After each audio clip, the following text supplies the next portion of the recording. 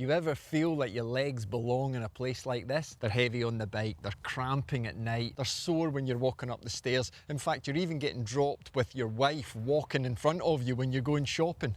Look, let me be clear, this is not about aging, it's poor recovery. It's a broken plan that's beating you up rather than building you up. So today, I'm riding away from the graveyard and I'm taking you with me. 7 reasons that your legs feel dead, but 7 ways to fix them. Let's go. Okay, let's start with the letter O for overtraining or under-recovering. Hard rides, no fueling, no rest. That's the fast track to sending your legs to feeling like wood. And that's old wood. Wood that a squirrel wouldn't even have a piss on. You see, your cortisol stays elevated, testosterone stays suppressed, and you sleep poorly. And then you never really adapt. You know that feeling? Oh, and yeah, you blame your bike for all these problems. So you go again and again. Look, you got to fix this. Schedule rest days, reward days even. Track your sleep and your heart rate. Because if you don't train, your body says, not today, simply. Your heart rate's a little bit elevated. How much? 5 beats from your resting heart rate is an indication that your body is telling you something. What are you going to do about it? You've got to act. You've got to be smart from day one. Anybody can train hard. Only a few of us can train smart. Lack of carbs or crap fueling. You train hard, then you eat like a monk with trust issues. No carbs on the bike, no meal after, and you tell yourself eating is cheating. Go Robin! Low iron, low B12. You feel like a 90-year-old pushing a wheelbarrow of bricks every time you go out on your bike. This leads to low dopamine, which equates to no drive. Now, I'm not talking about your sex drive alone, I'm talking about no motivation. Moody, miserable old fart who can't blame their bike or their partner this time. You've got to blame yourself. You see, low magnesium, what does that equal? Twitchy legs at night, you get that? Midnight cramps, is that you? B12 and iron, critical for red blood cell health and oxygen delivery. Sounds important, that, coach? It is. Consider getting blood work done once a year. Lots of companies do it. Don't rely on cereal and coffee for your nutrition. Come on, you're better than that. Consider B12 sprays, magnesium baths, or supplementation of it if you are low. Do your homework. There's lots of information out there. Don't just think it's you getting old.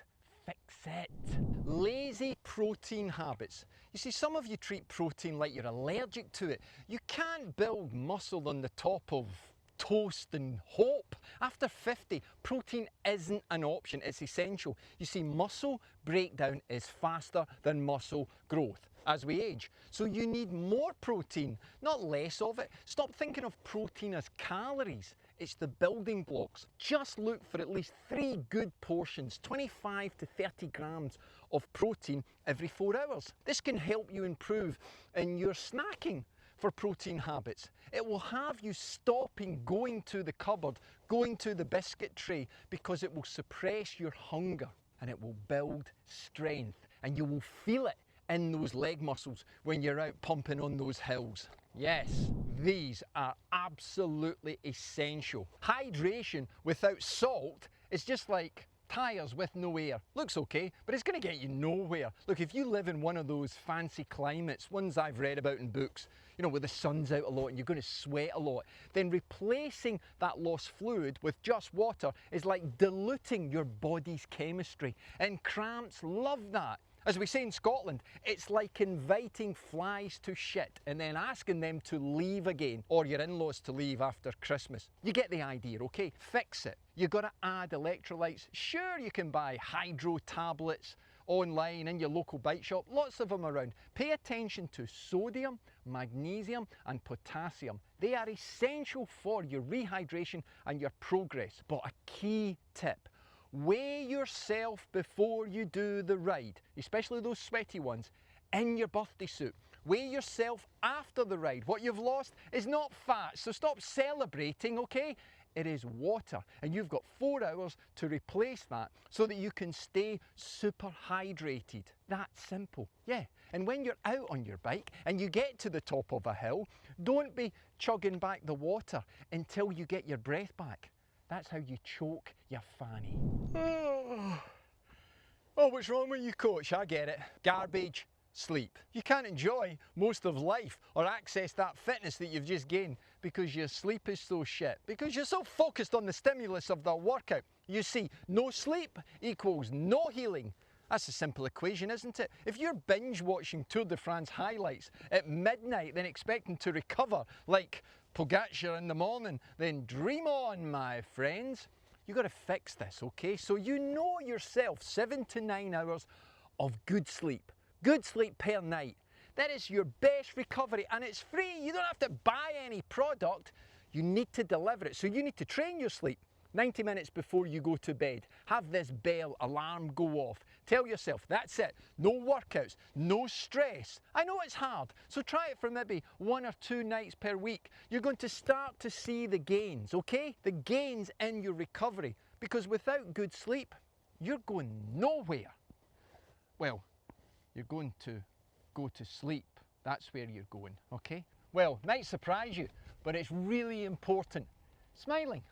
Yeah, you should never avoid the opportunity to smile. The hormones it releases are not only good for your physical development, but also your mental development. You see, you're not smiling enough. You're becoming that person you used to look at when you were younger, that old person that never smiled and you used to think, miserable asshole. Well, that's you now. You're not living the life you should be. You're not using the fitness that you've built. You're falling asleep in your favourite chair after a favourite ride. That's no way to live your life. So, smile, my friends, and look around you. These beautiful areas that we are able to reach on our bike. This is a time travel machine. Frickin' maximise it. You think this stuff doesn't work? Look, check out Carolyn's post. Not only is she in the 1% club, but she's also just completed the Étape de Tour. Okay, and she's in her 60s. Do you think you can do that? Well, I've got a longer presentation. You can click the first link and get a deeper dive into some of my methods. Or you think you're ready to be bulletproof? The second link will take you straight to the community. I'll give you 7 days free. See if you've got what it takes to become bulletproof. Oh, you want to be faster still? Check out the next video and I'll show you secret little ways that you can get quicker. Hey folks, stay safe. I'll see you in the next video.